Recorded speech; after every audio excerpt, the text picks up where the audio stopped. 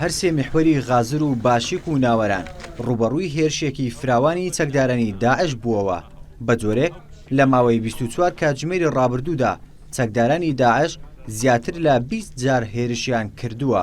فەرماندەکانی پێشمەرگە دەڵێن جگە لە میحوەری غازر کە چەکدارانی داعش توانیویانە یەکێک لە سەنگەرەکان کە سوپای عراقی لێبووە بۆ ماوەی چەند کاتژمێرێک کۆنتڕۆڵ بکەن، سەرجەم هێرشەکانی دیکەیان تێکشکێنراوە.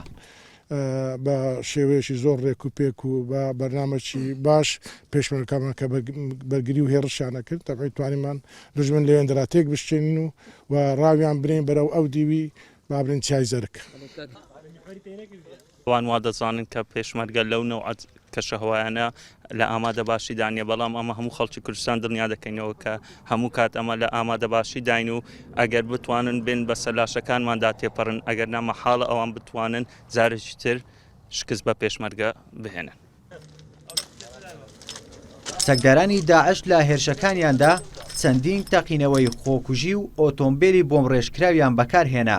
فەرماندەکانی پێشمەرگە ئاماژە بەوە دەکەن سەدان چەکداری داعش کوژراوە.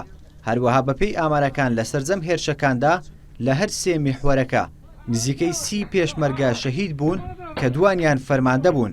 هاوڵاتیەکیش شەهید بوو. 45 پێشمەرگەش بریندار بوون لەگەڵ 3 هاوڵاتیدا.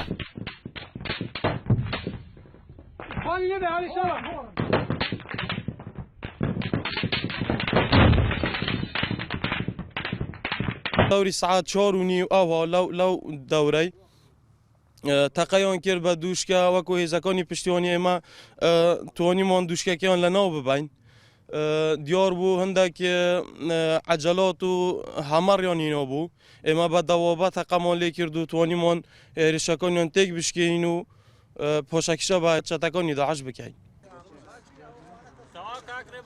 بەڵێ ڕۆڵی ئەو پەیمانان بەڕاستی ڕۆڵێکی زۆر باش بووە. هەم وەختێک کە ئامادە بووینە بە شێوەیەکی زۆر چاک هاوکاری پێشمەرگە بکەن، تەبعاً پێشمەرگەش بە ورەیەکی پۆڵاینەوە بە بەرچەکاتن و دژمنیان شکاند.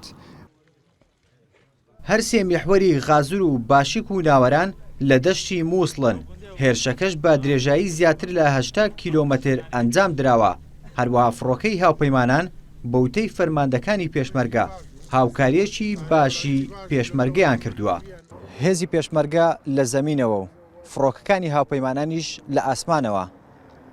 توانیان گەورەترین هێرشی چەکدارانی داعش کە وەک فەرماندەکان دەڵێن لە 24 کاتژمێری ڕابردوودا تێک بشێنن لە 3 میحوەر. ڕێبارکاکە یەناڕتی میحوەری باشیک.